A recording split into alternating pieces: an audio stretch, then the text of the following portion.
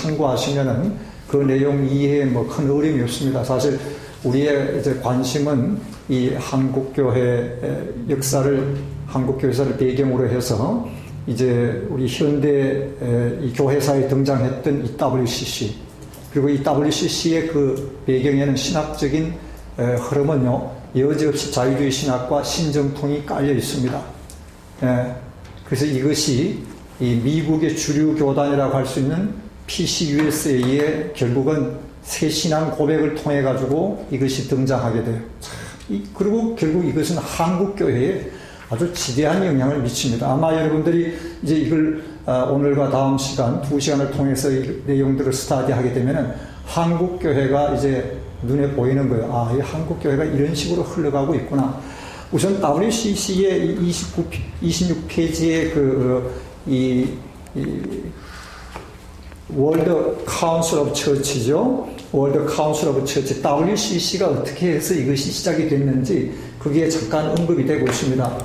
세계교회협의라고 알려져 있는데 1910년 에딘버러 세계 선교협의회의 그 모임이 첫 번째의 소위 말해서 출발점이죠. 아직은 WCC가 창설되지 않았습니다. 정식으로 창설된 연대는 1948년이에요. 여러분, 1948년이 무슨 연대입니까? 1945년에 우리 한국 조국이 해방됐어요. 2차 세계대전이 언제요? 1939년에서부터 45년까지 이게 2차 세계대전, 1차 세계대전은 1914에서 18년까지. 그 양차 세계대전을 거치면서 이 교회사의 이 교회는 여러 가지 측면에서 뭐라 할까요? 앞으로 이 세계교회가 나가야 될 그 방향이 과연 어디에 있는가? 왜냐면 이런 이전보다도 가공할 그런 그 전쟁으로 인해가지고 전 세계가 그냥 전쟁의 소용돌이 속에 뭐 수천만 명이 죽고 이제 이런 와중에 또 더불어서 우리가 이게 그 위에 보면은요, 그 위에 상단에 한번 보세요. 챕터 거기 8하고 1, 2, 3, 4 나와 있습니다. 이 WCC가 이제 태동하게 된 그 역사적 배경은 몇 가지로 나와 있는데요. 그 첫 번째 교회연합의 시대적 배경은 뭐냐면 세계 선교를 위한 교회 협의체의 필요성이 대두되었기 때문에, 첫 번째는 이것이 바로 이제 선교의 모티브가 있었던 거죠. 분명히 세계 선교를 위해서 교회가 하나 되고 연합된다는 것은 얼마나 필요한 것인가. 그런데 이제 그 밑에서 보면은 20세기의 시대적인 특징은 조직사회, 국가연합체계의 사회 구조로 이렇게 환경이 바뀌어지는 여러 나라들이 서로 이렇게 한데 연합하는 그런 양상을 보이는 가운데에 뭡니까? 또 교회 역시 마찬가지로 우리도 이 연합을 구축해가지고 이런 사회적인 이런 도전에 대해서 이 교회가 복음 증거라든지 모든 이 복음의 사역에서 우리가 보다 더 효과적으로 일해야 되지 않을까, 이런 것들이 이제 시대가 변하니까 더불어서 이 교회도 함께 우리가 연합체로 형성되어져야 될 것이 아닌가. 보세요. 현대 세계의 사상적 도덕적 태폐에 대항해서 교회의 순결을 또 한편 견제할 목적으로 뭐 이런 것들로 인해 가지고 이 당시에 이 21세기에 이제 접어들어오면서 말하자면 이 교회들이 연합체를 구성하게 되는데, 그게 우리가 이미 첫 시간에 제가 여러분들과 함께 스터디했던 세계 교회 조직체는 WCC를 비롯해서 ICC, NA, WARC, REC 뭐 여러 가지 소위 교회 조직 그런 협력체들과 단체들을 우리가 여기서 엿볼 수가 있어요. 그 중에 하나가 지금 WCC다 하는 말씀입니다. 근데 이 WCC는 무엇보다도 굉장히 규모가 크고 아주 세계적인 모임이죠. 그런데 문제는 뭐냐 하면은 이 WCC의 그네들의 신학적인 방향과 그리고 그네들의 입장, 이게 문제다 하는 말씀이죠.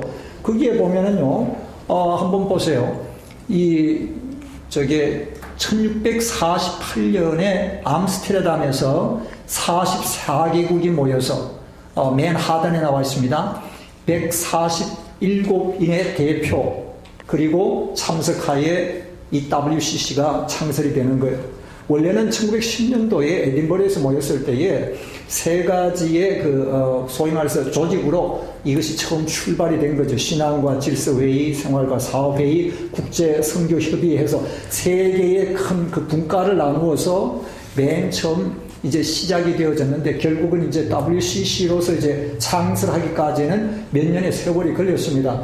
그 어간에 무엇이 있었는가? 소위 말해서 세계 양차 대전이 벌어진 거예요. 1914년, 18년, 그 다음 뭡니까? 1939년에서 40원. 자, 이제 2차 세계대전까지 끝나자 세계 교회의 흐름은 이 교회가 우리가 하나로 묶어져서 우리는 이 사회적인 또 혹은 이 기독교 진리에 대한 모든 세력들에 대해서 우리 교회가 역시 보다 더 강력하게 효과적으로 대응해야 되지 않겠는가. 더불어서 또 한편은 뭡니까?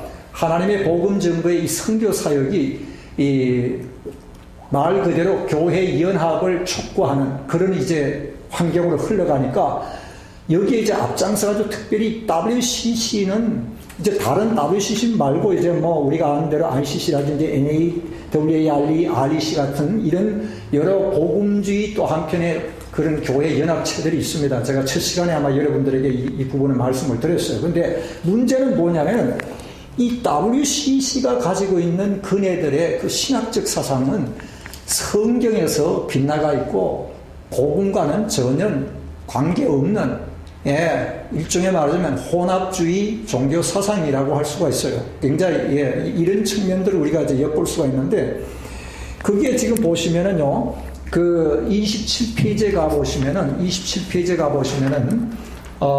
그 신학적 자유주의와 혼합주의라 해가지고 이 WCC에 대한 세 가지 신학적 교회론적 평가가 나왔어요. 그 첫 번째가 뭐냐면은요, 신학적 자유주의와 혼합주의. 자, 우리는 이미 자유주의 신학에 대해서 스타디를 했습니다. 제가 아마 한 거의 무려 2시간에 걸쳐가지고 우리는 이 도전받는 보수신학이라는 이 책자를 통해서 자유주의 신학과 신정통 신학이 뭔지를 내가 여러분들에게 조금 디테일하게 설명을 드렸어요.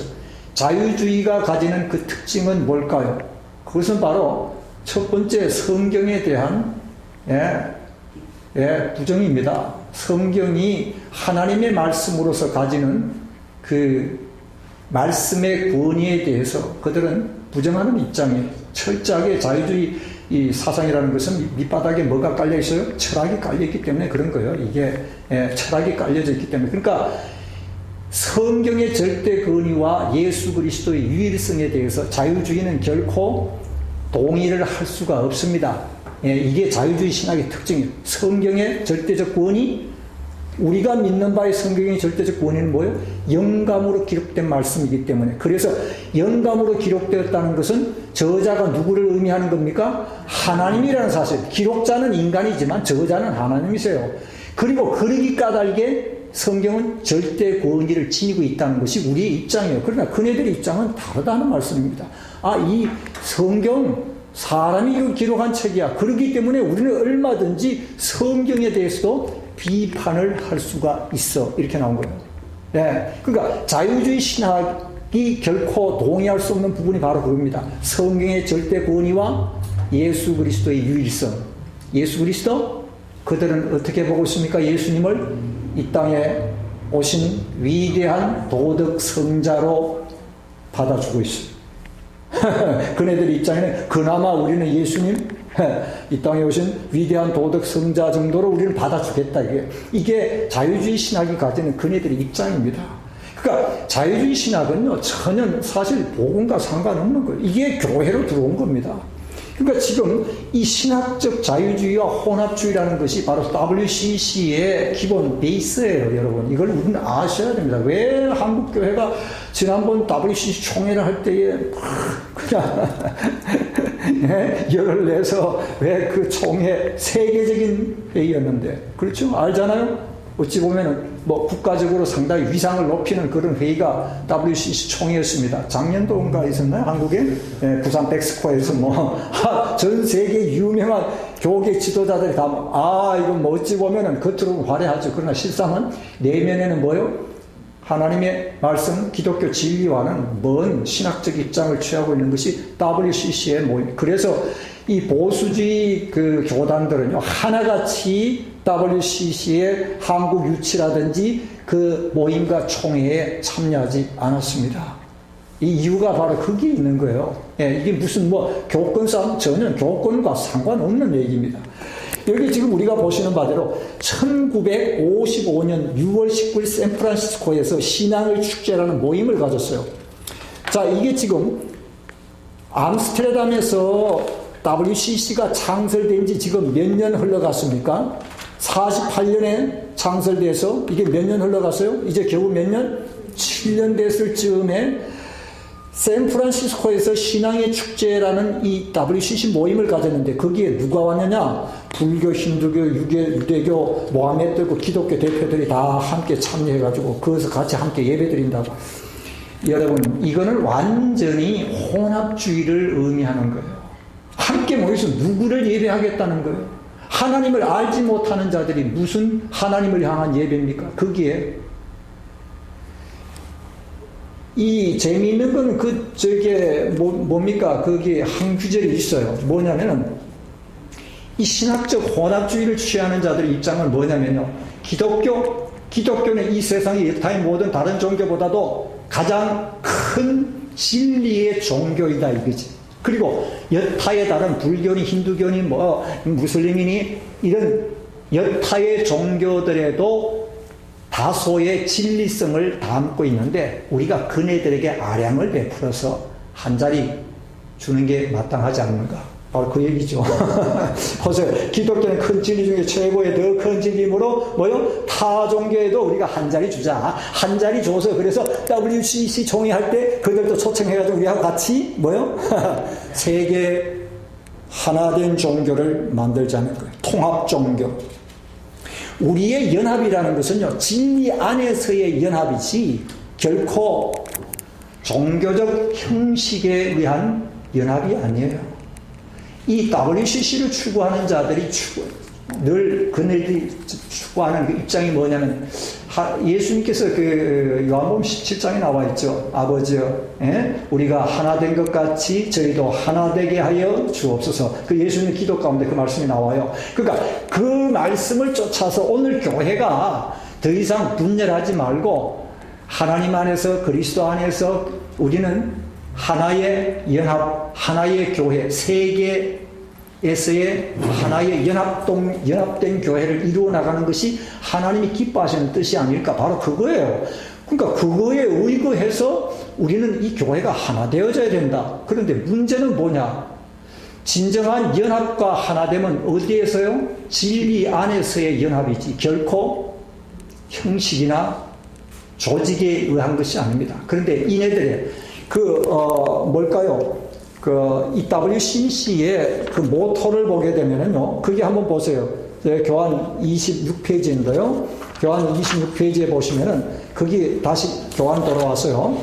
1925년에 그 하단에 보시면은 생활사업회는 1차 대회를, 스톡홀름에서 1차 대회를 열고, 그들이 가진 모토가 하나 있습니다. 뭔지 아세요? 교리는 달라도 뭐라고요? 봉사는 같이. 자, 뭐가 우선이냐? 앞전에 저희가 말씀을 드렸던 내용들이 뭐냐면은 저희가 스타디할 때 그 내용을 여러분들에게 잠깐 말씀을 드렸어요. 뭐냐면 소셜 가스펠이 추구하는 바는 복음의 사회적 적용입니다. 복음의 사회적 적용이 우리 개인의 구원보다도 우선시되고 있어요. 이 그리스도의 복음이 뭡니까? 이 세상에 효과적으로 적용이 되어졌을 때에 비로소 이 땅에 하나님이 약속하신 하나님의 나라 건설과 더불어서 이 땅에 복음이 선포하고자 하는 진정한 목표, 그건 뭘까요? 화해와 평화라는 얘기입니다. 얼마나 좋은지 몰라. 서로 화목하고 평화를 추구하고, 그리고 그것이 바로 하나님의 나라가 아닐까? 바로 그겁니다. 그러다 보니까 뭐는 다 빼버렸어요? 뭐는 다 빼버렸어요? 예수 그리스도의 구주되심과 죄인이 죄 가운데서 구속받는다는 사실과 하나님의 말씀의 절대적 권위, 영감 이런 부분들은 다 빼버린 겁니다. 이게 다 어디서 나왔어요? 제가 여러분들에게 강의를 하면서 일찍이 자유주의 신학 그리고 신정 통해서 뭐는 소위 말해서 형이 상학적인 부분들은 다 제외시켜버리고 뭐 중심이라고요? 가치 중심이었습니다.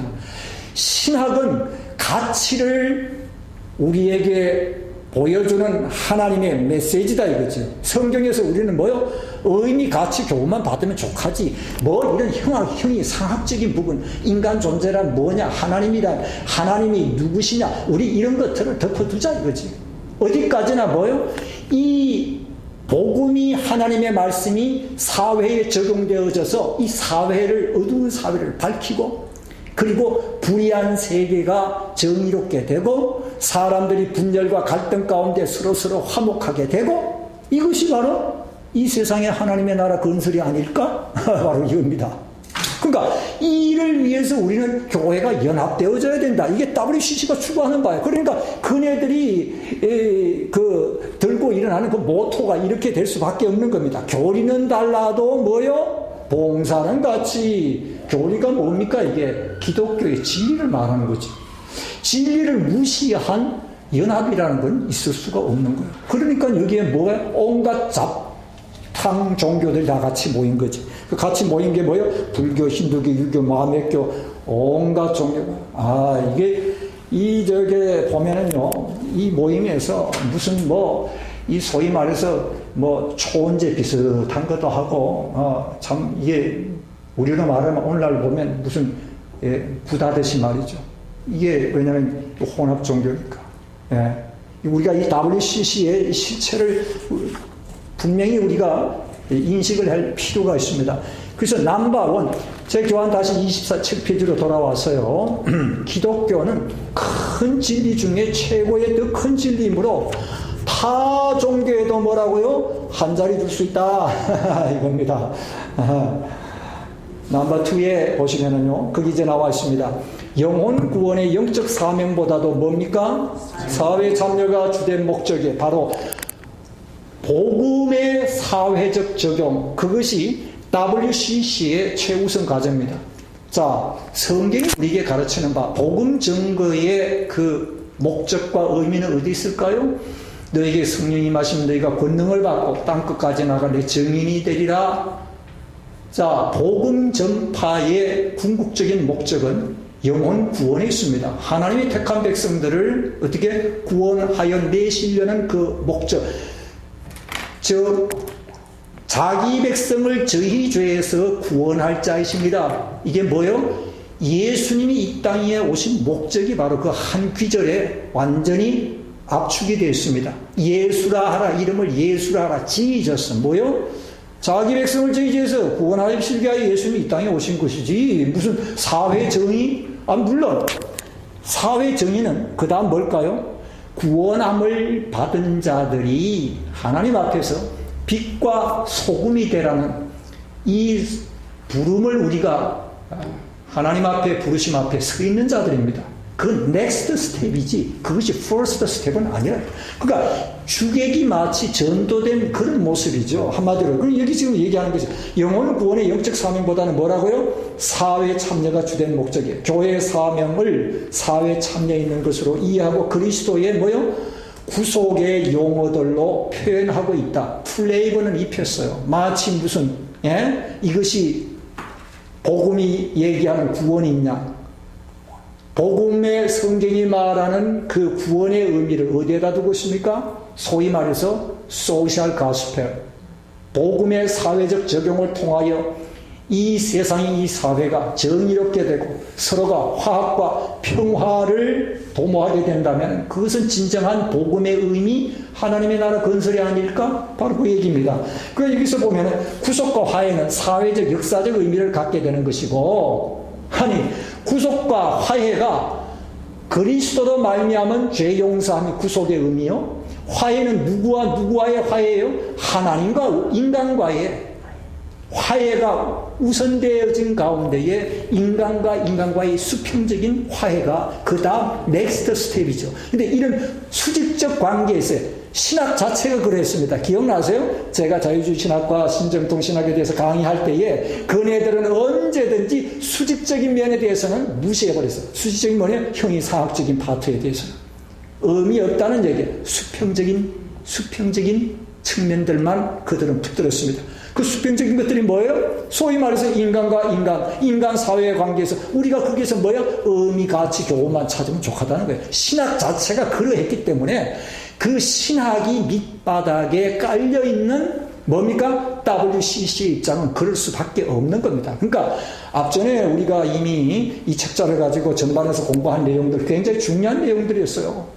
왜 이렇게 신학이 달라지고 왜 이렇게 이 자유주의 성향을 취하는 이런 자들의 이런 모습들이 다 어디에서 흘러갔습니까? 자유주의 신학에서 신학 자체가 그러니까. 예. 여기서 지금 보는 바대로 구속과 화해를 어떤 측면에서 봤어요? 사회적, 역사적 의미를 갖고 하나님의 나라는 사회적, 물질적인 진보로 이루어진다 이거지. 하나님의 나라? 그네들은 어떻게 봤습니까? 하나님의 나라는 것은 하나님의 말씀에 복음의 사회적 적용을 통해서 비로소 이 땅의 모든 불의를 몰아내고 정의를 세우며 그리고 이 땅의 모든 갈등과 분열을 종식하고 우리가 먼저 교회가 하나로 통합되었듯이 이 세상에 우리는 뭐요? 화목을 도모하는 가운데에 비로소 뭐요? 하나님께서 이루시고자 하셨던 하나님의 그 나라가 이 땅에 비로소 세워지는 것이 아니냐. 이것이 진정한 복음이 아니냐? 바로 그 얘기입니다. 그러니까 우리가 지금 여기서 보는 바대로 이 두 번째 원투를 통해 가지고 이미 WCC가 추구하는 그네들의 신학적인 목표, 그네들의 그 신학의 밑바닥에 깔려있는 것이 무슨 신학입니까? 자유주의하고 신정통이에요, 이게. 예, 그러니까 이 자유주의와 그 신정통을 모르면은요, 이 WCC를 우리가 이해를 할 수가 없어요. 왜 이런 주장을 하게 됐지? 왜냐? 그 이면은 이미 앞전에 우리가 이미 다루었던 그런 신학들이 배경이 깔려있기 때문이다. 그래서 이 WCC의 그 지도자로 있었던 사람들은요, 여지없이 다 그 신학에 맞닿아 있어요. 그래서 이 한국으로 말하면 우리가 잘 아는 대로 통합 측은 WCC에 같이 동조하잖아요. 지난번에 WCC 할 때 그 통합 측에서 그 주도한 거 아니에요. 그러나 이쪽에 그 보수 주류 교단들은 철저하게 거기에서 맞섰습니다. 그 이유가 어디 있는가? 무슨 주도권 싸움도 아니요, 무슨 헤게모니 싸움도 아니라 우리는 비진리와는 결코 뭐라고요? 타협할 수 없다는 거예요. 이겁니다. 예, 이게 주요한 관건이에요. 우리는 비진리와는 결코 타협할 수가 없다. 비록 우리가 아는 대로 우리 보수 교단 내도 싸움이 있어요. 예, 부끄러움이 있고 추함이 있지만 그래도 우리가 추구하고 우리가 붙드는 신앙과 신앙만큼은 성경 중심의 신학이라는 거예요. 그건 누가 판단해? 여러분들 각자가 판단하는 겁니다. 그래, 내가 이제 펼쳐놓고 보니 정말 물론 이 지상에 완벽한 교회는 아무데도 없어요. 예, 인간이 세운 이 교회, 참 하나님의 은혜를 지상의 교회들이 있지만 여전히 이 교회는 불완전합니다. 그러기 까닭에 교회 내에 때로는 부끄러움이 있고 수치스러움이 있고 한국교계 보수교단에도 부끄러움이 있고 수치가 있어요. 그럼에도 불구하고 우리는 우리가 붙잡는 성경과 신학의 근본적인 베이스는 뭔가? 말 그대로 성경 중심의 신학이어야 된다 이거죠. 예. 앞전에 제가 이 강의를 통해 가지고 여러분들에게 왜 사람들이 자유주의와 그런 신정통에 빠져들어갔는가? 그 이면에는 뭐가 깔렸습니까? 바로 철학이 깔려 있는 거예요. 제가 그 임마누엘 칸트의 철학은 제가 미처 좀 말씀을 드리지 못했습니다. 그 임마누엘 실존 철학에 대해서만 제가 아마 한 1시간 정도 이렇게 쭉 강의를 들었는데 임마누엘 칸트의 철학 플러스 실존주의 철학이 소위 말해서 자유주의 신학과 신정통의 베이스예요. 그렇게 아시면 됩니다. 예. 이게 철학은 아주 완전히 밑바닥에 쫙 깔려 있어요.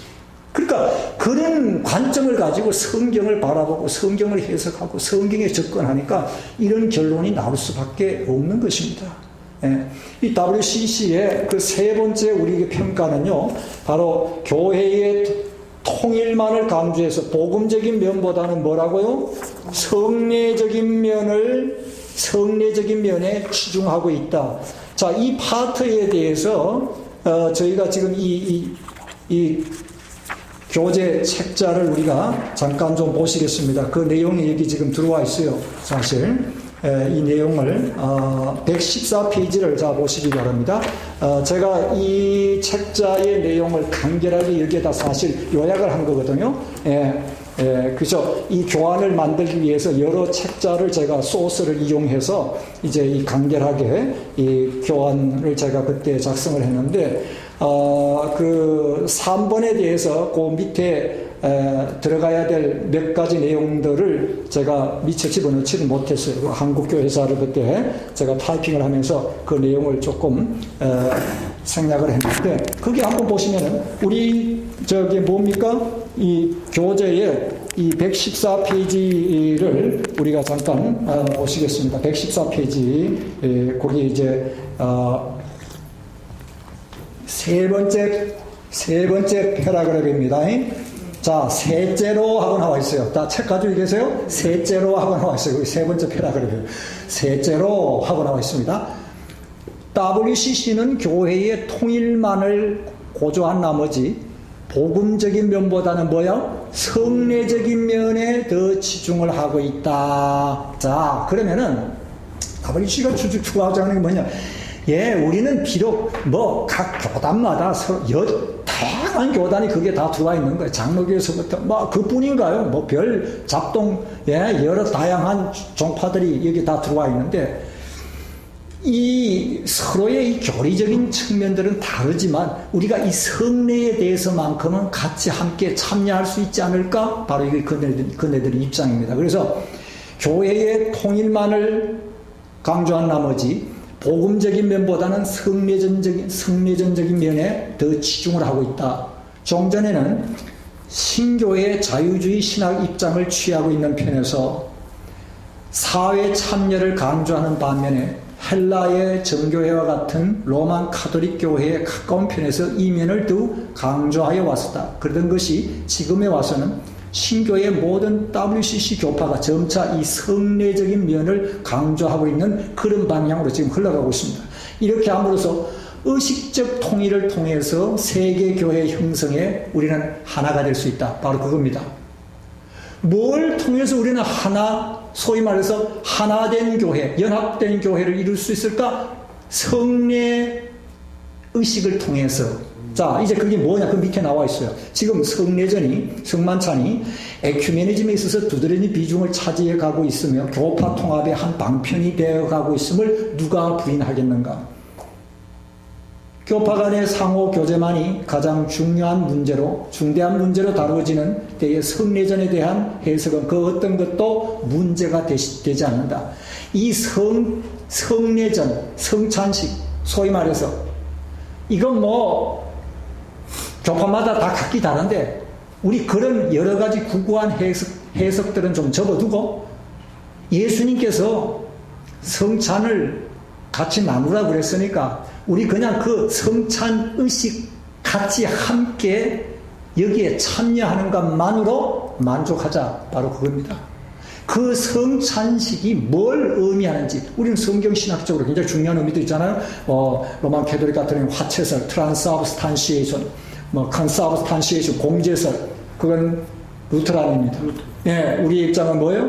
영적 임재설. 이게 다르단 말이에요. 이런 것들을 우리 서로 내세우면서 하지 말고 이게 다 덮어두고 우리는 그냥 의식만 같이 참여함으로 우리가 하나 되었음을 우리가 의식하자. 바로 그 얘기죠. 그게 여기서 그러기에 하나님의 말씀에 순종하는 것보다도 성찬에 참여하는 것 자체가 더 의미가 있다는 얘기입니다. 즉 성례에 관한 성경적 교리보다도 단순한 뭐요? 공동 참여. 성찬 예식이 뭘 의미하느냐? 이거 우리한테 중요하지 않다는 거예요. 보다 중요한 것은 뭐예요? 이 의식을 통해서 우리가 하나 될 수가 있었다는 그 자체, 거기에 보다 더 의미를 두자 이거죠. 우리가 이네들의 자유주의 신학의 그 기본 베이스가 뭐라고요? 아까도 얘기했죠? 어떤 본질에 대한 질문, 그런 것들은 접어두자 이거지. 어디까지나 항상 그들이 추구했던 것은 뭐였습니까? 의미, 가치, 교훈입니다. 이 예식을 통해서 우리가 하나 될 수만 있다면, 하나라는 이 의식을 우리가 고취할 수만 있다면, 그걸로 우리는 뭐요? 족하다. 바로 이겁니다. 예. 그 맨 하단에 가보시면 또 말씀과 성례는 불가분의 관계라고 가르치고 있는 개혁주의를 떠남이 되는 것이다. 이건 결론적으로 말해서 뭐냐? 여러분, 우리 성찬식이 뭘 의미하는 건지 아세요? 눈으로 보는 하나님의 메시지가 성찬 예식이에요. 우리는 귀로 듣고 있습니다. 설교를. 그래 안 그래? 설교는 우리가 늘 말씀으로 강단에서 목사님 설교할 때마다 우리는 귀로 듣는 하나님의 말씀의 메시지가 있어요. 그런데 성찬식은 눈으로 보는 메시지입니다. 이것이 나를 위하여 내 죄를 씻기 위하여 흘리신 그리스도의 피요, 나의 죄 때문에 찢기신 그리스도의 살림을 의미하는 그 예식에 우리가 참여하는 거잖아요. 그래서 우리는 믿음으로 먹고 마시는 거예요. 믿음으로 먹고 마실 때에 하나님의 성령으로 인하여 우리는 성찬식에 주심하고 약속하신 하나님의 은혜에 참여하는 거예요. 그 은혜는 뭘까요? 죄 용서함의 기쁨, 평안, 그리고 약속을 다시 한번 확증하게 되는 겁니다. 언약의 피에 참여하는 거예요. 내가 하나님의 언약 백성됨을 다시 한번 성찬 예식을 통해서 확인하는 그 시간, 그 은혜가 있다는 거예요. 근데 이런 부분들은 뭐야? 다 그냥 싹 다 지워버리고 순전히 뭐 하는 거예요? 이 의식 자체에 우리 같이 공통으로 동참함으로 우리는 여기에서 교회, 하나된 교회로서 우리는 거기에 의미를 두자 이거죠. 이겁니다. 자, 그 다음 페이지로 넘어가서요. 115페이지로 넘어가서 이 성례전의 강조로 인하여 이제 맨 두 번째 패러그램 115페이지에 WCC의 신교 지도자들이 로마 교회의 교리를 수납하는 쪽으로 기울어지고 있다는 것, 이게 오늘의 현실이에요. 이건 묘하게 그렇게 될 수밖에 없어요. 교회 통합은요, 결국은 성례 중심인 캐톨릭으로 모든 것이 하나로 통합이 될 수밖에 없습니다. 결국 이 로마 교회의 성례 교리 수납은 우상 숭배에 이르고 만다는 사실을 우리는 알아야 할 것이다. 1962년 WCC의 대영도자이며 영국 성공회 대표인 램지 박사가 모스코바를 방문하여 교회의 합의를 논의하면서 그곳의 정교회에 관심을 사기 위하여 교회 벽에 걸린 성주의 입을 맞추며 무릎을 꿇고 그리고 정교회 의식을 그대로 따랐다는 이 우스운 고개 외교에서 WCC적 에큐메니즘이 정신이 잘 보여진다. 한 신뢰를 지금 여기서 들어 보여주는 겁니다. 또 이 캔터버리 대주교는 로마 교회와의 합의에 있어서 문제되는 것은 성례관이나 의식의 차이가 아니라 교황 문제뿐이다. 교황. 예, 로마 캐톨릭 교회는 뭐 교황의 절대적 지위죠. 소위 말해서 교황 무엇을까지 주장하는 입장인데 바로 이걸 지금 얘기하는 겁니다. 예, 그는 이렇게 함으로써 WCC는 미국의 해체가 되고 그 자리에 WCC와 로마 교회를 합의한 유일한 세계 교회의 설립이 이루어져야 한다라고 주장을 하고 있다. 결국은 이 교회, 세계교회, WCC 교회, WCC 세계교회협의회가 나가야 할 그 방향은 어디인가? 로만 캐톨릭 교회와의 합의를 통해서 통일된 교회 조직체를 형성하는 것. 뭘까요, 결국은? 교회 조직에서 로만 캐톨릭 교회는 이미 구축해 놓은 그런 모든 제도가 있죠. 결국 거기에 모든 것이 다 휩쓸려 들어가는 것이고 세계 교회는 하나의 교회로서 통합이 되어진다는 말씀입니다. 그러나 이런 외적 교회 통일 운동에서 부르는 결국에 가서는 교회 연합 운동이 가장 제도화되어 있는 뭐요? 로마 교회의 승리로 끝맺음될 것이다. 이미 예고하고 있습니다. 교회적 희생에서 의식적 통일을 기도하는 WCC는 아무래도 하나의 세계 교회를 지향하고 있음을 암시하고 있는 것이 아닐까. 롬 대주교 역시 에큐메니컬 운동의 지도자들이 하나의 세계교회 운동을 곧 WCC의 뭐라고요? 목적이라고 한 사실은 누가 부인할 수도 없습니다. 예, 바로 이런 부분들이죠. 그 다음 페이지를 우리 좀 넘어가서요. 그 116페이지입니다. 잠깐 우리 이 WCC를 좀 들여다볼 필요가 있어요. 116페이지. WCC의 전 총무였던 비세트 후프트 박사는 WCC만이 오늘날 기독교 연합을 위한 유일한 기관이며 교회의 통합이 완성이 되면 WCC도 해산되어져야 한다 하면서 앞으로 WCC가 나가야 할 그 지향하는 방향이 뭔지를 분명히 그는 제시를 한 겁니다. WCC 운동의 주도적인 신학자 맥케이 박사 또 WCC의 지상과제는 전 교회의 가견적 통일임을 지적하면서 에큐메니컬 운동의 주도적 지도자들은 기독교의 가견적이며 조직적 통합을 이루는 것을 그들의 최고의 목적으로 추구하고 있다. 사실상 1948년 WCC가 처음으로 암스테르담에서 모였을 때 내세운 모토가 뭐였습니까? 하나의 세계, 하나의 교회. 바로 그게 모토였다. 그러니까 결국은 WCC가 지향하는 것은 지상의 세계의 모든 교회는 하나로 통합되어져야 하고 결국은 그것은 뭘 할까요? 로만 캐톨릭 교회의 이 거대한 조직체의 모든 것이 하나로 통합되어져 가는, 휩쓸려져 들어가는 그런 모습을 결국은 볼 수밖에 없다는 거죠. 예, 이것이 그 WCC가 추구하는 그런 내용들입니다. 이 후반 파트에 한번 가보시면은요, 그 116페이지의 그 밑에서 두 번째 패러그래프, 이제 마지막 파트인데요. 요한복음 17장에서 분명히 저희도 하나 되게 하여 주옵소서라는 예수님의 그 기도가 있습니다. 예, 그 기도에 이 WCC를 추구하는 자들은 그 기도에 우리가 순종하는 뜻에서 교회가 연합을 추구해야 된다라고 얘기를 하고 있는데, 그러나 그들이 말하는 성경 본문은 사실상 WCC적 에큐메니즘을 지지하는 본문이 아니라는 사실입니다. 요한복음 17장과 에베소 4장 이 촉구하는 그 교회의 통일은 뭘까요? 성령에 의한 중생의 체험을 한 자들이 진리 안에서 하나됨을 의미하는 거예요. 예. 이게 무슨 세계 모든 교회가 교리는 무시하고 단순히 봉사원을 목적으로 사회의 복음의 사회적 적용을 목표로 해서 하나됨을 의미하는 게 아니죠. 이게 뭐냐면은 하나님의 성령에 의해서 중생을 체험한 자들, 다른 말로 표현해서 뭡니까? 진리 안에서, 그리스도 안에서 하나된 자들을 의미하는 거예요. 그리스도 안에서. 예, 지금 여기에 그 내용을 의미하는 말씀입니다. 또 주님과 바울이 가르친 통일의 특색은 새로이 교회 통일을 만들어서 지키라는 말이 아니고, 그 다음 페이지 보세요. 이제 마지막 파트가 되는데 112페이지요. 이미 이루어진 존재하고 있는 통일을 지키라는 것이다. 여기서 강조하고 있는 것은 뭡니까? 지키라는 데 있다는 말씀이에요. 문제는 이미 놓여진 건전한 교리에 기초해서 통일을 이루는 것이지, 통일을 이룬 후에 건전한 교회를 이루라는 말씀은 아니죠. 뭘까요?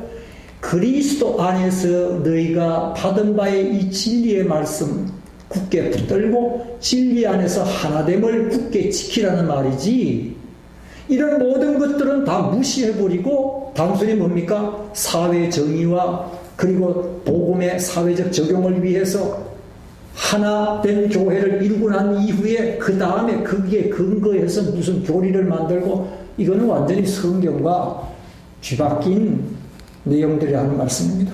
다시 말해서 교회의 통일은 본질상 외적인 것이 아니라 내적이고 영적인 것이지만, 교회의 내적 통일은 마침내 뭡니까? 외적으로 보여지게 되는 것이다. 그런데 WCC는 먼저 중시해야 할 교리적 통일보다는 조직적 통일에 더 치중하고 있다는 사실입니다. 교리보다는 뭐요? 조직입니다. 예, 영혼 구원보다는 어디에 있어요? 사회에 참여, 바로 복음의 사회적 적용입니다. 이런 부분들이 바로 그러므로 복음적 신앙을 전제 조건으로 하는 모임이 아닌 WCC에 가입을 하지 않는 것이 성경 교훈에 대한 불순종이 아니라 오히려 뭡니까? 그것이 성경에 대한 순종이다 하는 말씀이죠. WCC에 우리가 가입하지 않는 것, 그건 왜 이유가 어디에 있는가? 그건 바로 진리에 대한 참여가 아니기 때문에, 한마디로 말해서 그 내용입니다.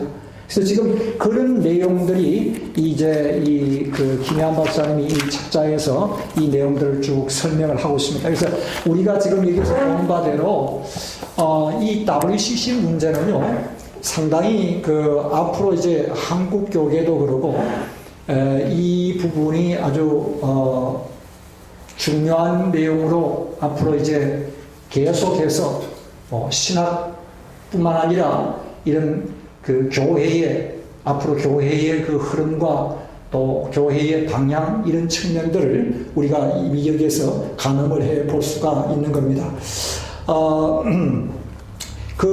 아까 잠깐 말씀드린 이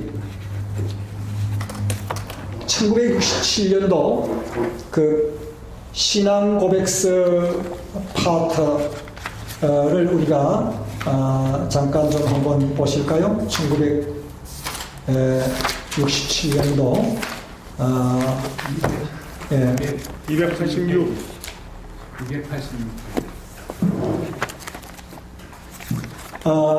286페이지에 우리 잠깐 한번 가 보시겠습니다. 자, 이 파트, 이 파트를 우리가 지금 왜 이 내용을 들여다보냐면요, 한국 교회에 이 교회사를 들어가 보면은 이제 이 내용들이 이제 결정적으로 이제 다루고 있는 내용이 나와요. 그래서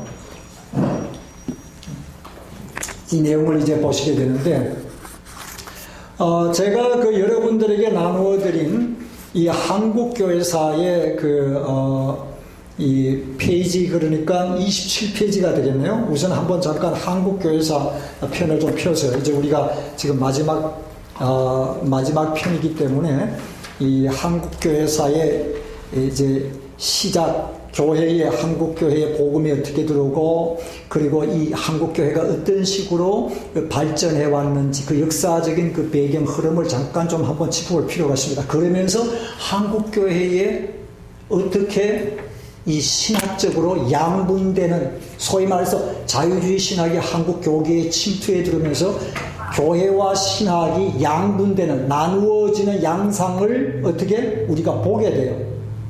이걸 보면서 이제 이게 우리가 이 1967년도 이 미국 장로교회의 PCUSA가 채택한 이 신앙 고백서의 입장을 우리가 함께 이제 들여다보게 되는데요. 이 PCUSA의 이 신앙 고백서, 그들이 이제 웨스트민스터 신앙 고백서를 포기하고 67년도 이 새 신앙 고백서를 채택하게 된 그 이유가 어디 있는가? 크게 두 가지로 지금 이게 지적을 하고 있습니다. 268페이지에 보면은 신정통주의 신학의 영향이라고 나와 있죠. 다 보고 계세요? 신정통주의 신학의 영향입니다. 268페이지에 나와 있죠. 저기 289페이지, 죄송합니다. 289페이지.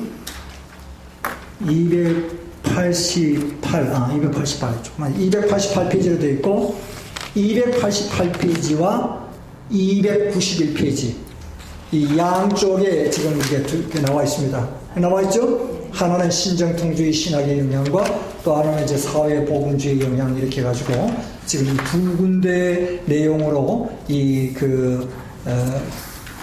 신정통 새 신앙 고백이 어떻게 해서 이것이 세워지게 됐는가 하는 걸 지금 우리에게 보여주고 있습니다. 일단은 여기 제 교환에 우선 한국교회사 편을 좀 잠깐 들여다 보십시다. 자, 이제 한국교회사, 우리가 이 한국교회사의 처음 시작에 복음의 씨가 뿌려지고 선교사들이 들어오면서 우리 한국교회는 말 그대로 건전한 보수주의 신앙이 심어졌습니다.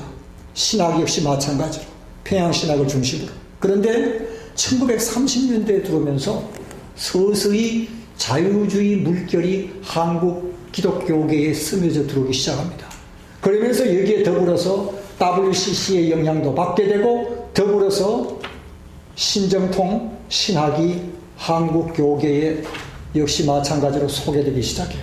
한국 교회는 그렇게 해서 갈라지게 되는 겁니다. 이게 그러니까 이게 우리의 족보예요. 우리의 뿌리고 한국 교회 우리가 잠깐 우선 좀 역사적으로 이 파트를 좀 들여다볼 필요가 있겠죠. 여기에 이제 보시면은요, 한국 교회사 편을 보시면은 제 교환이 27페이지에 우선 로만 캐톨릭 교회를 제가 여기서 잠깐 좀 언급을 했습니다. 천주교회요. 소위 말해서 천주교회. 한국 천주교회가 언제 한국 땅에 그 뿌리를 내리게 됐는가? 처음으로 씨가 뿌려진 걸 말하는 거죠. 천주교회의 설립 그걸 보면 과정을 보면요, 최초의 선교는 임진왜란 당시에 소서행장과 함께 온 세르페테스 종군 신부였습니다. 일본의 캐톨릭교는 예수회의 프란시스 사비에르에 의해서 전례가 되어졌다. 프란시스 사비에르 어떤 인물인지 아세요?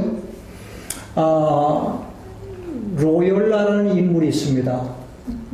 예수회 설립을 했던 로열라와 더불어서 함께 예수회를 이끌었던 인물 가운데 한 사람이 바로 이 프란시스 사비에르. 그래서 이 사람이 동방에까지 어디에? 일본에까지 와서 캐톨릭을 전례했던 인물입니다. 상당히 아주 흥미로운 사건이죠. 종교개혁 직후에 1917년 종교개혁 직후에 우리가 잘 아는 로열라에 의해서 이제 예수회가 조직이 되는데 그 예수회가 조직이 되면서 캐톨릭 교회의 교황의 일종의 직속 기관입니다. 그래서 상당한 그 파워를 등에업고 때로는 이 예수회가 굉장히 뭐라 할까요? 한마디로 말해서 과격하게 선교 활동을 하고 때로는 이제 신교를 박해하는 일에도 앞장을 서더랬습니다. 그래서 때로는 한때 또 해산되기도 하고 이제 이런 와중에 예수의 소속이었던 프란시스 사비에르 그 연대를 보세요. 1549년 굉장히 일찍이. 그러니까 임진왜란이 언제 일어났습니까? 1593년이죠. 그죠? 1593년. 그래서 98년까지인가 갔습니다. 한 6, 7년. 임진왜란이 그때 이제, 전쟁이 거의 한 7, 8년인가 갔잖아요. 그러니까 바로 그 즈음에, 바로 그 전에 이제 인본에는 이미 캐톨릭의 씨가 뿌려진 겁니다. 상당히 아주 흥미로운 부분이에요. 1783년, 정조 7년에 북경을 방문한 이승훈에 의해서 이 교리책들이 200여 개 전달되고 1785년 봄부터 200원 명동에 있는 김범우 집에서 예배를 시작하면서 200이 설교를 하는 가운데에 성균관 유생들의 상소로 인해서 김범우가 체포가 되고 순교당하는 이런 이제 일들이 벌어진 거죠. 그래서 그 이벽과 이승우는 한때 이제 핍박으로 배교했다가 나중에 이벽은 질병으로 사망하고 이승우는 자기의 신앙을 다시 회복하면서 순교를 해요. 그래서 이것이 이제 우리 한국 교회사 체계에 보면은요, 이 한국 교회사 체계에 보면은 이 천주교회에 대한 이 짤막한 그 기술들이 이렇게 나와 있습니다. 참고로 우리가 좀 알아둘 부분들이죠. 그 다음 28페이지로 넘어가 보면 이게 지금 제가 간략하게 이렇게 요약을 한 것이지만 이 책자가 상당히 두툼해요. 이만한 책자입니다. 박용규 교수가 쓴 한국교회사라는 이 책자가 약간 250페이지 되는 내용인데 그걸 제가 압축해서 여기다 실은 거예요. 28페이지가 상단에 가보면 천주교의 순환의 역사를 보면은요, 초기에 천주교가 한국교계에 들어와서 한국 땅에 들어와서 씨를 뿌렸을 때에 굉장한 시련의 박해에 부딪혔습니다. 우리가 너무나 잘 아는데 역사적으로 신의 사옥이니 그 때로는 신의 박해라 그럽니다. 신유 사옥이니 기해사옥. 이걸 배경으로 해서 여러분 종종 지금도 드라마가 만들어지고 있어요. 아세요? 이 사극을 보시면은요, 이걸 배경으로 한 사극들이 자주 나옵니다. 그 배경에는 이 스토리들 이게 깔려져 있습니다. 1791년에 신해사업, 1800년의 신유사업, 1839년의 기해사업. 여기에서 이런 네 번의 이 사옥 사건들이 있을 때마다요, 굉장히 많은 사람들이 죽었어요. 역사적 기록에 보면은 1840 병호 사역에 한국인 최초 신부 김대건 신부가 세남터에서 순교당하죠. 이게 26세에 그가 순교당한 사건입니다. 김대건 신부는 우리가 일반 역사책에서도 잘 아는 내용들이죠. 1866년에 병인 사고로 인해서 약 한 8,000명이 순교를 당해요. 이게 캐톨릭은 초기에 기독교가 한국 땅에 들어오면서요, 참 엄청난 피를 뿌렸어요. 네. 더불어서 프랑스 선교사 12명이 같이 죽었습니다. 그 당시 1800년대 한 중반에 캐톨릭 신자가 약 얼마인가 한 2만 명으로 집계가 되고 있습니다. 이것이 이제 우리 한국에서의 캐톨릭의 역사예요. 네, 아주 간략하게 여기서 우리가 정리를 했지만, 챕터 2에 들어와서 우리는 개신교 선교의 역사를 우리가 좀 들여다보게 됩니다. 개신교 선교 역사는 그런 어떤 측면들이 있는가? 여기서 보면은 1876년에 이제 우리가 일본과 이제 외교적인 소위 말해서 수교 관계에 들어가죠. 1882년 미국, 84년 영국, 독일, 이태리, 러시아, 이렇게 해서 이제 싫지만 외세의 압력이 있으니까 어쩔 수 없이 소위 말해서 개방을 한 겁니다. 자, 이런 와중에 독일인 귀추라프, 한반도에 방문이 있었어요. 그가 오면서 한문 성경책과 쪽복음을 전달하는, 이것이 최초의 우리 한국 기독교의 복음의 씨가 떨어진 역사적인 사건입니다. 우리가 너무나 잘 아는 토마스 목사님, 웨일즈 출신이에요. 웨일즈 출신인데 그가 1865년에 9월달 황해도 소래를 방문하면서 쪽복음을 전달했죠. 처음에 와서 쪽복음을 전달하고 갔다가 그 다음 두 번째 방문했을 때에 순교를 당하는 거예요. 1866년 그 이듬해죠. 8월 달에 미국 상선 제너럴 셔먼호를 타고 대동강을 거슬러서 평양에까지 올라왔습니다. 평양 관군들이죠, 소위 말해서. 그 당시에 평양 조선 관군들이에요. 수비대와 전투가 벌어져 버렸어요. 그래서 그 기록에 보면은 이 셔먼호의 선원들이 다 죽임을 당하고 배 다 불타고, 그리고 그 대동강변에서 토마스 목사님이 순교를 당한 겁니다. 이게 이제 역사적 사건으로서 우리 한국 교회사에 특별히 개신교의 선교 목사님으로 순교한 그런 이제 역사적 기록이 바로 이 사건을 두고 얘기를 하는 겁니다. 그 나이가 젊은 나이였어요. 보세요. 1840에 1866년이니까 몇 살이에요? 26살이에요. 정말 우리로 말하면 정말 한참 젊은 나이에 그는 그리스도의 복음을 전하면서 피를 뿌린 겁니다. 이것이 한국교회사에 참 기록될 역사적 사건이에요.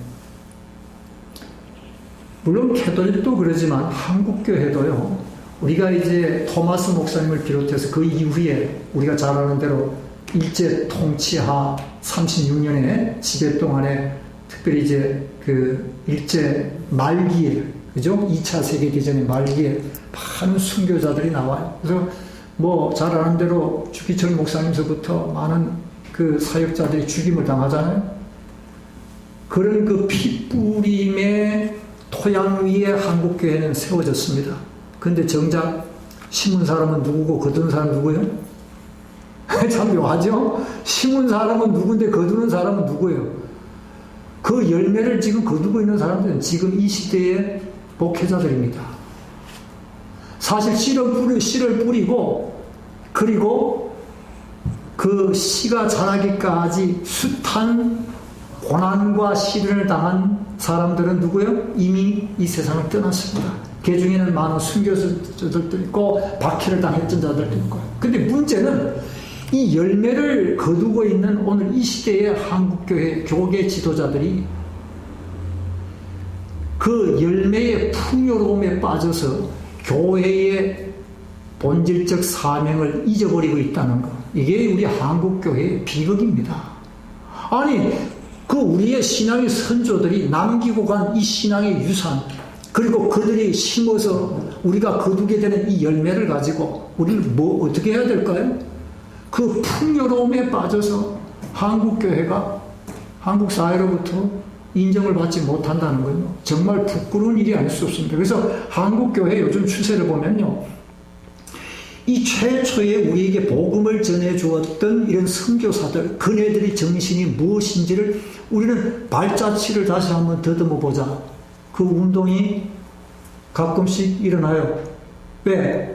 도대체 우리가 어떻게 해서 이 복음을 우리가 받게 되었는가? 우리의 정체성을 다시 한번 점검해 보자는 거죠. 너무 물질의 풍요에 빠져 있다 보니까 교회도 그렇고 우리 교회 지도자들도 그렇고, 네, 참 이게 의미 있는 내용들입니다.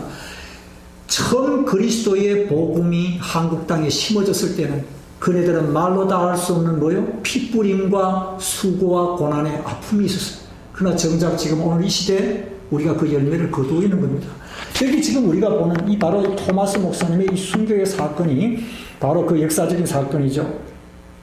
28페이지 하단에 가보시면은요, 1874년 간도의 고련문에서 존 로스와 맥킨타이, 이 존 로스 목사님은요, 스코티시 목사님이에요. 그 이분이 목회하던 그 교회가 스코틀랜드에 스코틀랜드에 이제 있는데, 이분의 그 교회를 한번 저도 방문하고 싶었는데 가지를 못했어요. 예, 스코티시입니다. 이 스코티시 목사님인데, 그 다음 맥킨타이어 목사에 한 성경 번역이 거기에서 이제 소위 말해서 중국 땅에서 이루어진 거죠. 그 맥킨타이어 목사님이 페이스 신학대 총장 그분입니까? 아니에요. 이건 이제 그 훨씬 이전에. 예, 이건 연대가 1874년이니까 훨씬. 예. 그분은 이제 1900년대. 예. 이영찬, 김진기의 두 청년의 도움으로 성경 번역을 추진하면서 그 이후에 이제 이성화라든지 백홍준, 스상윤이 같이 협력을 해서 소위 말해서 이제 보따리 짊어지고 쪽복음을 이제 번역해서 이제 그 복음을 전하는 이제 그런 처음 이제 복음 사역이 시작이 된 겁니다. 그래서 1887년에 신약 성경 전체가 다 번역이 됐어요. 그래서 우리 가끔씩 보면은요, 예수 성교전서라는 책자가 있어요. 예.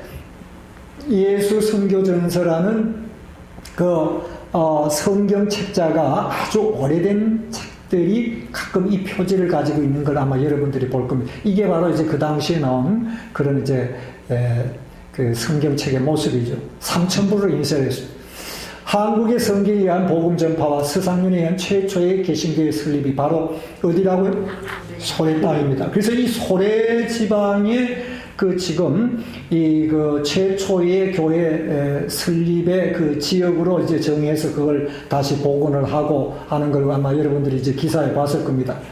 흥미로운 것은 수신사 박영효의 수행원이었던 이수정에 의해서 미국 성서공회 총무였던 그 루미스의 요청으로 일본에서 또 한편 성경을 번역해서 한국으로 가져오는, 그러니까 이 성경 번역 작업이 이쪽 이 로스와 맥킨타이어 목사에 의해서 또 한편은 뭐였습니까? 이 일본에서 미국 성공회에 이제 그 지원을 받아가면서 그 쪽복음을 이제 인쇄를 하고 그리고 이제 번역을 한 부분들이죠. 이런 것들이 이제 그 한국 땅으로 복음이 전파되는 그런 아주 중요한 이제 그 문서들인데, 결국 이제 이수정도 순교를 해요. 참 이걸 가만 보면은요, 이 참 우리 한국 교계가 복음을 받기까지의 많은 그 참 지도자들이 순교당한 모습들을 우리가 여기서 이 기록으로 남아 있으니까 우리가 아는 거죠. 사실 이 외에 우리가 더 많은 그런 이제 순교의 역사를 우리가 엿볼 수가 있는 거죠. 우리 지금 8시인데 잠깐 좀 우리 브레이크 타임 합시다. 그 지금 이 내용들을 우리가 잠깐 좀 들여다보고 잠깐 브레이크 타임 하고 조금 우리 한 10분 있다가 계속하겠습니다. 그 목사님들이 그 사도나 선지자들이요. 그러니까 목사님이 선지자나 사도가 될 수도 있겠지만 또 장로나 이런 분들이 사도로서의 그 역할을 할 수도 있잖아요. 그러면 그거를 인정을 하나요?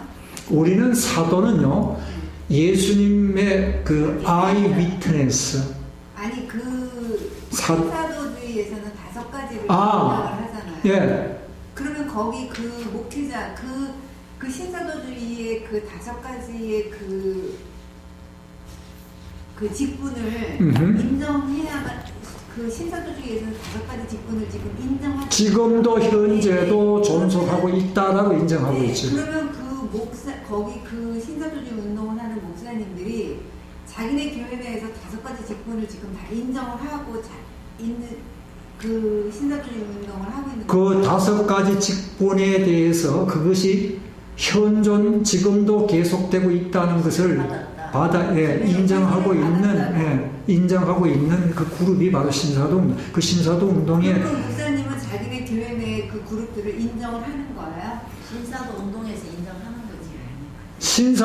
신사도 운동은 그 5가지 직분을 다 인정을 하고 네. 그리고 거기에 맞추어서 그네들은 모든 사역을 하고 있습니다.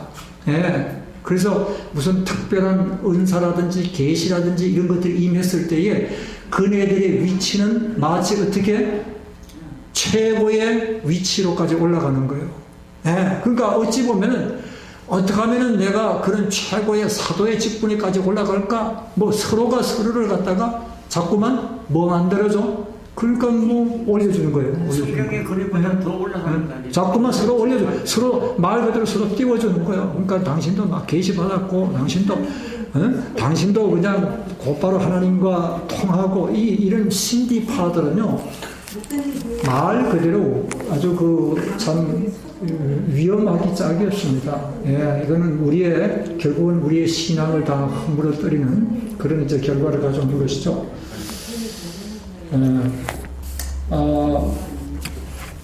제 교환 이제 29페이지 우리 좀 오늘 이 부분을 좀 한번 쭉 정리를 합시다. 쭉 정리를 하면서 이제 뒤파 이제 조금 더 가면은 한국 교회가 이제 일제 치하에 들어가면서 핍박을 당하고 이슈가 등장하는 것이 신사참배입니다. 그리고 신사참배 문제와 더불어서 나오는 것이 바로 직후에 교회의 이제 분열, 양상을 보이고 있어요. 이제 그걸 여기서 제가 간략하게 지금 짧게 정리를 했는데 한번 들여다볼 필요가 있습니다. 29페이지에 그게 보시면은 이 초대 선교사들의 입국이 이제 한국의 그런 선교의 아주 또 하나의 중요한 역사적인 기록 사건이죠.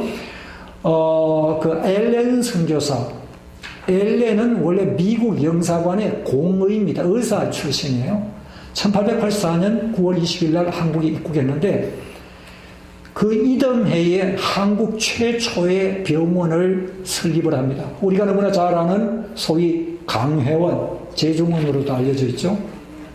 그리고 1885년 드라마에 나와요. 1885년에 우리가 이 날짜를 그래서 기점으로 잡는 거예요. 북장로교회 목사님이었던 언두우드 목사님과 감리교회 아펜셀러 목사님이 이 한국 땅에 발을 들여놓음으로써 비로소 이제 공식적인 이 목회자로서의 선교사로서 이제 이들에 의해서 한국 교회가 이제 세워지고 이제 그 복음 전도 사역이 이제 시작이 된 거죠. 그네들이 와서 한 일들이 뭐 우리가 잘 아는 대로 의료 사역에서부터 뭐 교육 문서 여러분 이게 지금 뭘 의미하냐면요 한국 사회, 우리가 일제 통치의 1910년에 한일 합방이 이루어지는데, 일제 통치에 들어가면서 한국은 말 그대로 순환의 참 어려운 시대에 접어들었습니다. 그 어려운 때에 우리 조선의 희망은 교회였습니다, 여러분. 예, 이게 우리 한국 역사가 보여주는 중요한 사건이에요. 한국 독립 주권은 빼앗겼어요, 나라가. 일제의 침략을 당했고, 이 식민 통치하에 온 국민들이 그 울분을 참지 못해서, 심지어 어떤 사람 자살해 죽었잖아요. 우리가 잘 아는 대로. 그리고 만주로 해외로 그냥 망명 떠나고, 말 그대로 조선이라는 나라는 일본에 짓밟힘을 당했는데, 이 조선의 희망은 무엇인가? 그 당시에는 교회의 복음이었습니다. 왜요? 선교사들이 와서 바로 이런 사역을 한 겁니다. 의료, 교육, 문서, 청년운동들. 문서라는 게 뭐예요? 계몽 사상이었습니다. 그 당시 조선시대에는 너무 국민들이 봉건 사상에, 유교 사상에 매여 있으면서 사람들이 뭐예요? 이 지각이 깨이지 못했으니까 선교사들이 와서 글을 가르치고 학교 세우고 신교육을 아이들에게 가르친 거 아니에요. 그러니까 이 한국 역사를 보면은요, 이 조선의 계몽, 조선의 개화기에 한국의 말 그대로 그 빛을 던져주고 그 희망은 교회였습니다. 그리고 그것은 복음이었어요. 근데 그 당시와 오늘의 우리 한국교회의 모습, 약간 100 몇 년이 흘렀습니까? 약 20, 30년 흘렀잖아요? 오늘의 모습을 보세요. 한국교회가 한국 사회로부터 어떻게 됐어요? 손가락질 당하고 있어요. 이게 참 한심하기 짝이에요. 손가락질을 당하고 있다고. 어떻게 이렇게 되는가 말이에요. 아니, 그럼 교회 수는 그보다 훨씬 많지. 교인 수는 그보다 훨씬 많아. 그리고 기독교인들 가운데 큰 사업을 하는 분들, 정치인들은 얼마나 많은지, 해외에서 공부하고 유학한 인재는 얼마나 많은지, 교회 속에. 그런데 정작 한국 기독교계의 교회에 뭐는 없다고요? 뭐는 빠졌습니까? 사실은 초대교회, 한국의 이 박해 당시에 한국교회는요, 영적으로 살아있었습니다. 영적으로 살아있었던 교회. 핍박은 있었지만 한국교회는 영적으로 살아있었기 때문에 사회에 영향력을 미치고 도전을 줄 수가 있었어요. 복음이 사회의, 한국 조선 사회의 도전이었습니다. 그 젊은이들이 어디로 왔어요? 교회로 와서 교육을 받았다니까. 그래서 이게 누굽니까? 이게 미국에 와서 독립운동 누구죠? 안창호. 그거 다 이 교회 출신들이에요. 교회 출신들. 유명한 인물들은 다 교회 출신들입니다. 이게 한국 조선 역사가 가르치고 있어요. 이 한국 조선 역사를 들어가 보면은요, 이 한국 역사의 개화기에, 그리고 조선을 일으켜 세운 훌륭한 인물들이 거의 다 교회를 통해서 일어났습니다. 그때 아니 어떻게 오늘 한국 사회 교회는 더 많고 사람 숫자는 더 많고 훌륭하게 교육받은 인물들, 인재들도 더 많고 가진 것 더 많은 사람들이 교회에 있고 정치적인 배경을 가진 사람들이 교회에 더 많이 들어와 있는데 정작 한국교회 뭐는 없다고? 영향력. 소위 말해서 뭡니까? 영적으로는 힘이 없어요. 영적으로는 힘이 없습니다. 여러분, 이거는 우리 개인에게도 똑같이 해당이 됩니다. 똑같은 문제예요. 예. 이거는 내가 물질적으로 풍요하냐 가난하냐의 문제가 아니에요. 내 영이 살아있는가. 그 말은 다른 말로 표현해서 정말 참 하나님과의 관계에서 내 믿음이 아주 말씀에 굳게 서 있다면 우리는 모든 면에서 영향력을 미치는. 그러니까 지금 한국 사회요, 문제는 뭐냐면 영향력이 없다는 겁니다. 한국교계가. 그러는 가운데 교회는 어마어마하게 지었어. 화려하고 웅장해. 과연 이것이 참 얼마나 지속될 수가 있을까? 저는 영국에 가보고 그걸 제가 아주 깊이 제가 뼈저리게 느꼈습니다. 처음 딱 가보고 저게 충격으로 나오고 교회는 엄청난데 사람이 없어요. 텅 비어 있어요. 우리는 이 역사에서 굉장히 중요한 의미를 우리가 여기서 지금 찾아보고 있는데 이 사역 자체가요. 그 당시에 선교사들로 인해서 이 한국교계는 이런 참 그 당시의 시대의 한마디로 희망이었습니다.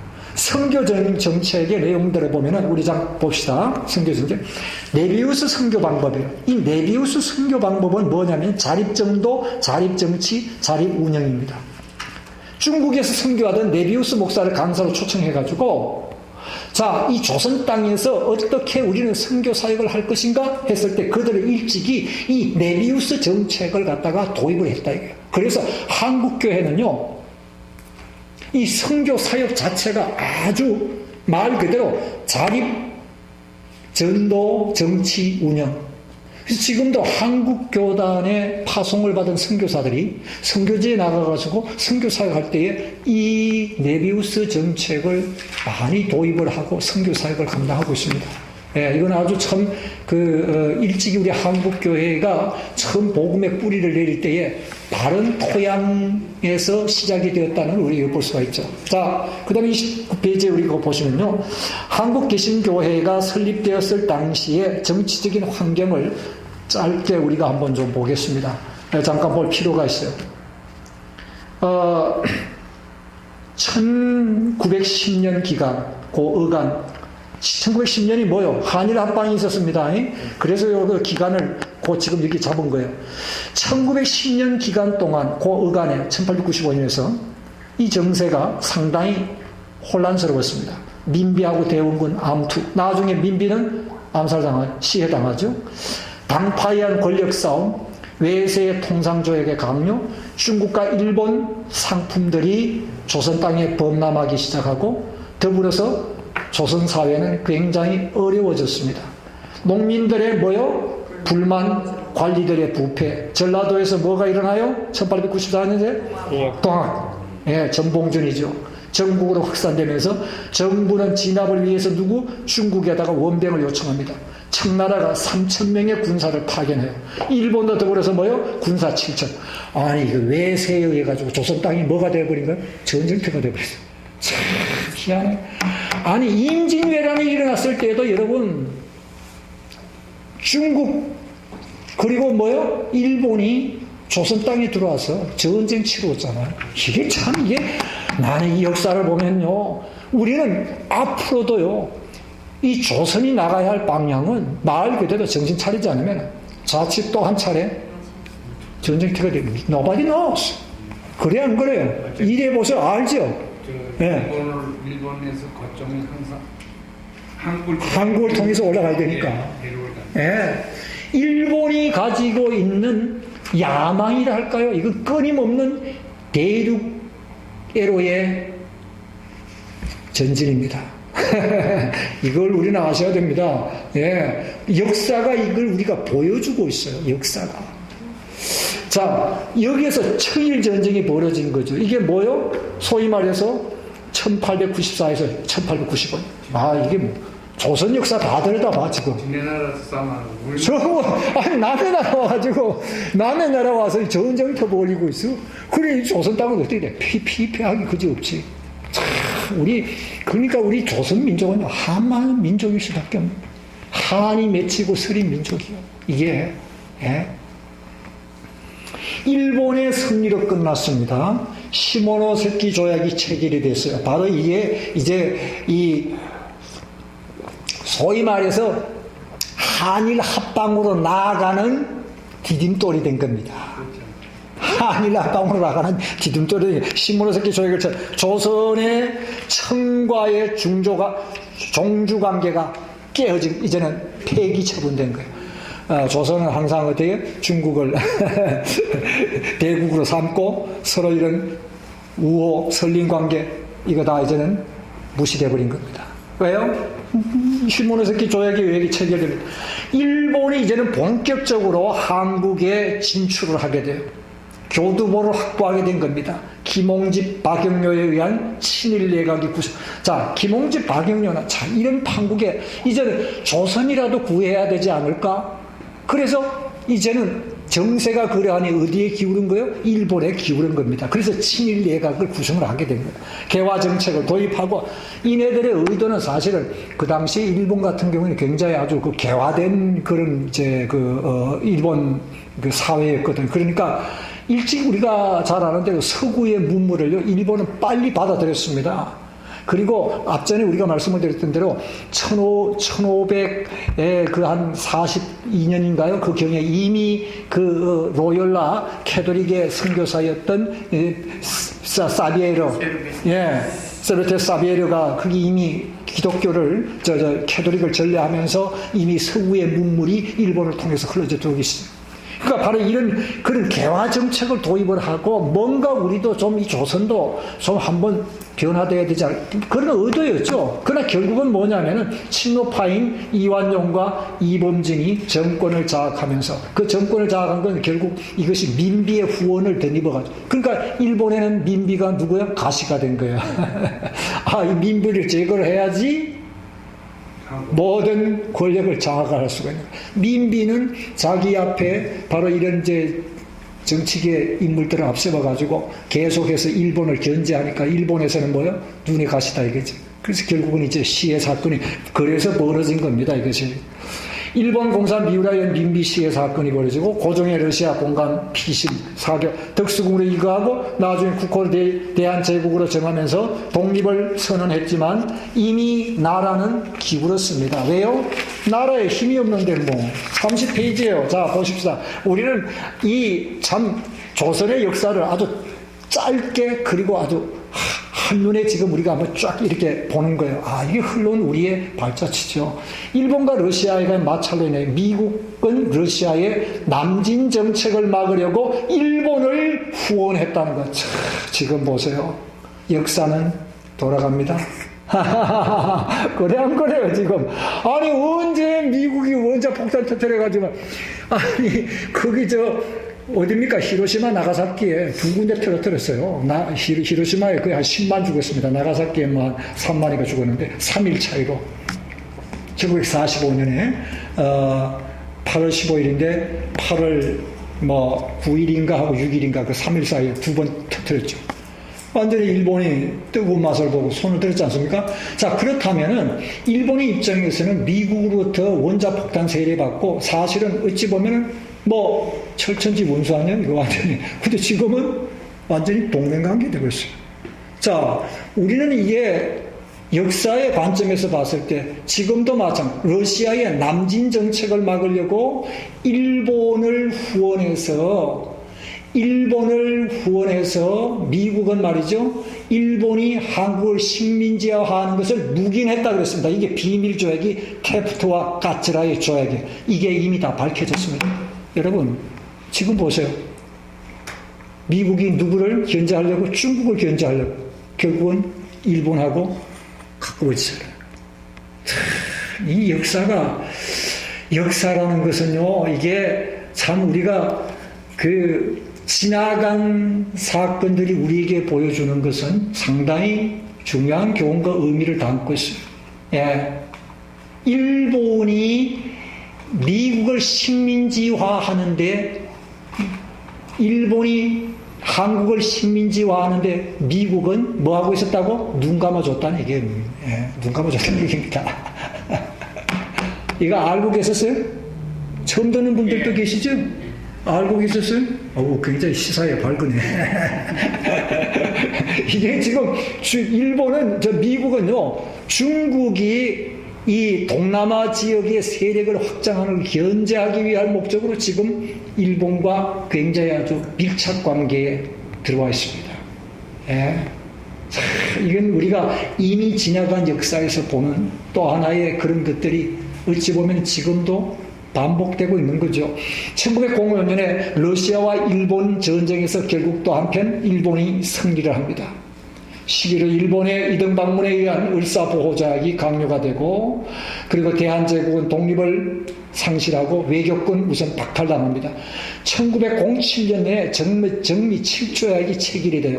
그리고 1910년에 한일 합방입니다. 재미있는 것은 고종의 친서를 들고요, 선교사 헐버트가 루즈벨트 대통령에게 이 조선의 이 억울한 사연을 외교권 박탈당하고 지금 이게 나라가 지금 완전히 휘둘리는, 일본에 의해서 이제는 휘둘리는 이런 정황을 그 루즈벨트 대통령에게 전달을 하려고 했지만 결국은 실패했어요. 한국의 조선의 역사는요, 1910년 한일 합방을 기점으로 완전히 나라 기울었습니다. 이것이 우리의 지나간 역사의 자취예요. 이런 역사적 상황 속에 한국교회가 뭡니까? 그 어두운 긴 터널을 지나왔다는 거예요. 이게 말 그대로 박해와 순환의 어두운 긴 터널을 지나오는 동안에 한국교회는 뭐요? 영적으로는 죽었습니까? 살았습니까? 살았어요. 이게 중요한, 우리가 역사에서 배우는 중요한 포인트입니다. 비록 외적으로, 물리적으로 박해당하고 시련당하고 아픔은 있어요. 그렇지만 영적으로는 한국교회는 살아들었습니다. 그러기 까닭에 한국 사회 조선의 희망은 교회였어요. 복음이 사회에 도전을 줬습니다. 근데 이게 한국교회가 지금 이게 어떤 식으로 흘러갈는지 나는 아주 답답하게 이럴 데 없어요. 여러분, 여러분 어떻게 생각되세요? 답답합니다. 저는 한국교회 보면 아니, 이 한국교회가 지금 어디로 가려고 지금 이런 식으로 흘러가는가. 안타깝기 짝이 없고 답답하기 이럴 데 없습니다. 모든 면에서 그래요. 정치적인 면에서도 그러고, 지금 남북이 대결된 상황에서 한국교회가 과연 지금 어디를 향해서 지금 달려가려고 하는가. 급할 죽겠는데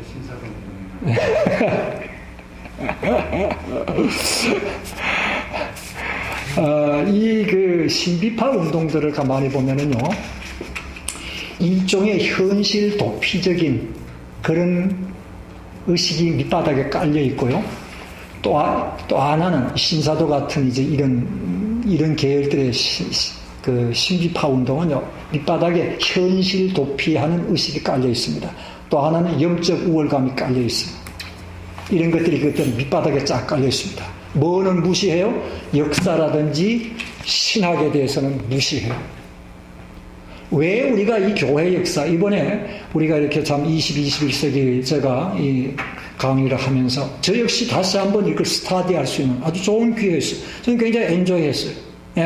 이 부분에 대해서. 물론 제가 공부를 했지만 참 이 파트들 다시 한번 이렇게 자세하게 들여다보게 되고, 또 한번 역사를 소위 반추한다 그랬죠. 조선의 앞날에 장래가 보여. 이게 밝지가 않다는 얘기입니다. 왜요? 영적으로 시들어져 있는 데입니다. 그러니까 이 신사들이 무슨 이런 이 신비주의를 추구하는 자들은요, 역사에 대해서는요, 상당히 관심 바뀝니다. 그리고 현실 도피적인 그런 의식이 강해요. 그리고 영적 우월감. 성경이 보여주는, 여러분, 기독교의 본질적인 특성이 뭔지 아세요? 겸손함이에요. 이게 겸손함입니다.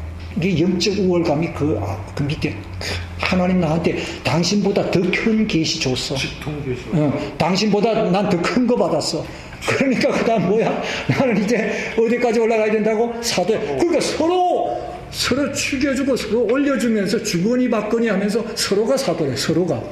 웃기죠. 그 안에 들어가 보면 그런 양상을 봅니다. 서로가 죽여줘요. 서로가 올려주고. 왜? 그 자리 차지하려고. 영적인 우월감이죠. 30페이지 지금 보시면 한국교회가요, 이런 와중에 놀라운 영적 부흥을 경험합니다. 그게 언제였다고요? 1907년. 이 1907년은 정리 7조약이 체결되던 한일 합방 바로 3년 전의 사건입니다. 1907년 9월 17일 바로 평양 장대현 교회에 한국 장로교회가 첫 노회가 개회가 되는데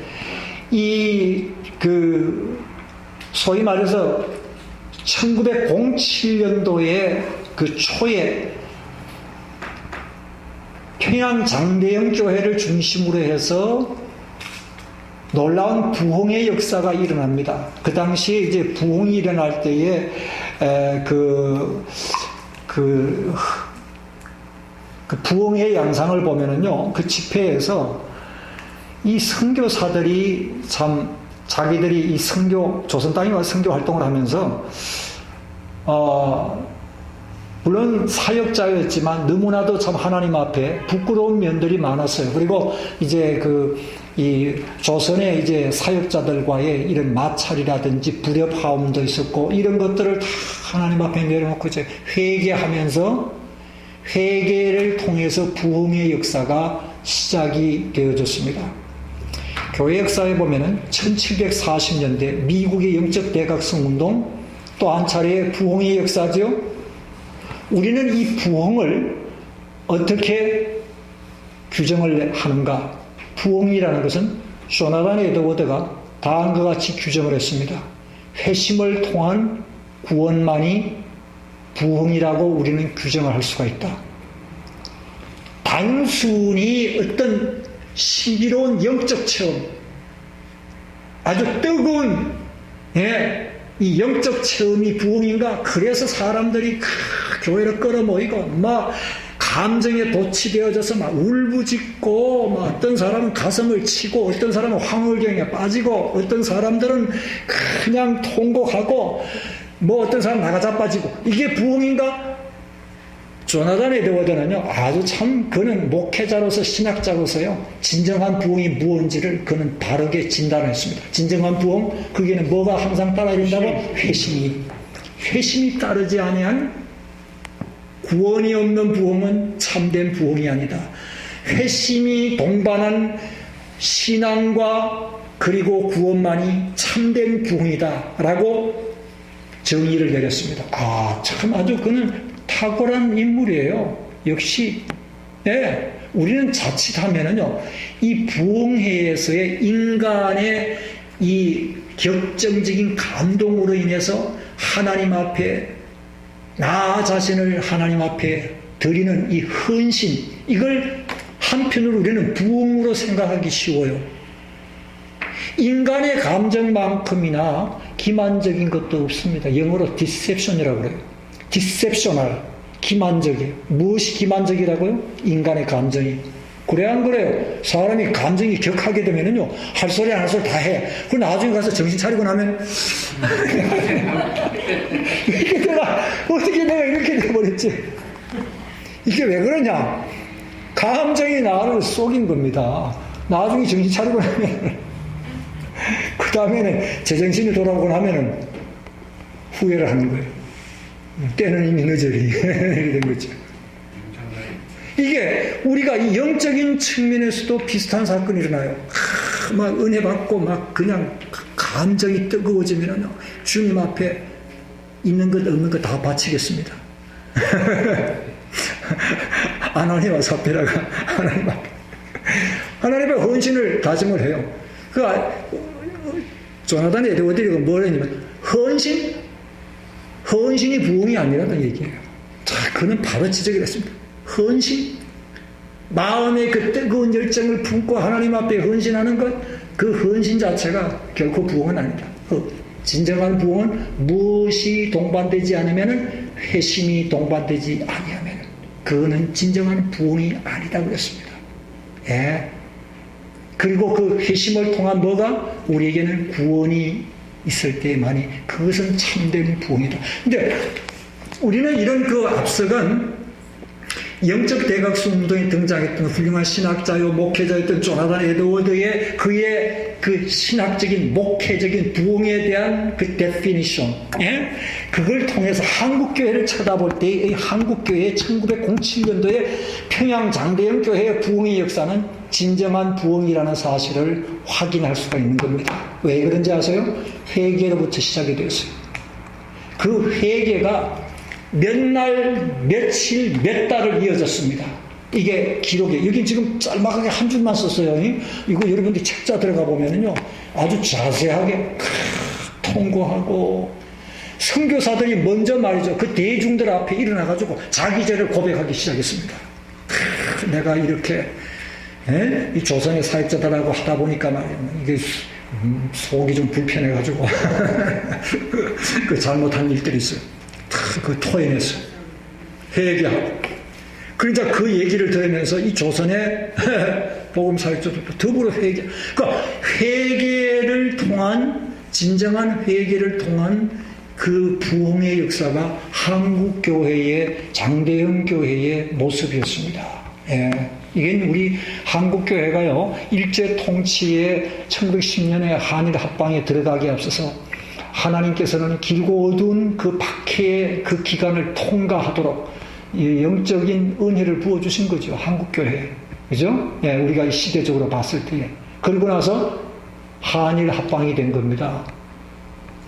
7명의 목사 장립을 세우고 한국 장로교회의 첫 노회가 개회가 돼요. 언제였습니까? 9월 17일입니다. 이 평양 장대영 교회의 부흥은요, 부흥 역사는 이 연초에 일어났어요. 연초에. 네, 연초에 이제 일어난 사건이에요.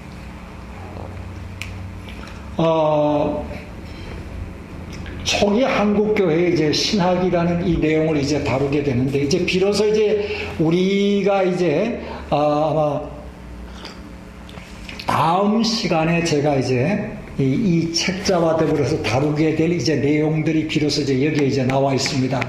이제 이게 나와 있는데, 이 교안에 나와 있는 내용들은 아주 간략한 내용들이에요. 간략한 내용들인데, 이제 이 내용들과 앞으로 이제 계속 이어지는 신사참배 문제라든지, 그 다음에는 이제 한국교회가 분열되는 양상을 보여주는데, 이 내용들을 이제 아마 제가 다음 시간에 우리 이 교재 책과 더불어서 함께 제가 이제 다루게 될 겁니다. 제가 오늘 지금 시간이 조금 남았기 때문에, 우리가 진도를 우리가 많이 나갈 수가 없죠. 잠깐 무슨, 하여튼 30페이지 잘 보세요. 아주 중요한 이제 포인트가 나와 있습니다.